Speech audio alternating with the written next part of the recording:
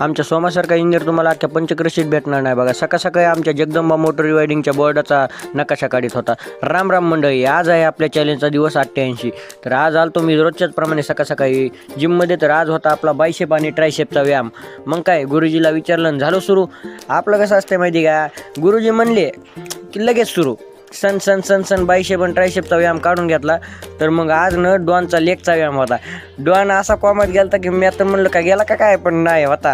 हाय don हाय. व्यायाम complete करून आलो घरी. तर इथं बघतोय तर काय सोमा आपला मस्त नकाशा बिकाशा काढत होता. आज मला जायचं होतं कटिंग करायला. मग आज लई दिवसानं पाहुण्यानं भेट दिली हो, म्हणजे पावसानं हो. मग गेलो कसं बसं कटिंग केली नंबर 1 अशी. सोमा बघितलं कसं ट्रॅक्टर रिबीट चालू होतं या. तुम्हाला आपला ब्लॉग कसा वाटतं ते आम्हाला कमेंटमध्ये सांगितलं बरं का नक्कीच. आणि आपल्या शुभम दादानं गाडी घेतलेली. तर शुभमची गाडी बघून एकच गाणं म्हणावं वाटलं, आले तुफान किती जिद्द ना सोडली, झेप घेतली आकाशी स्वप्ने झाली पुढी. पोरानं स्वतःच्या कष्टानं आणि मेहनतीनं गाडी घेतली बरं का. नाथखोळा तिरुपती गँग वापस आलती. भेटूयात नेक्स्ट ब्लॉग मध्ये. Bye bye.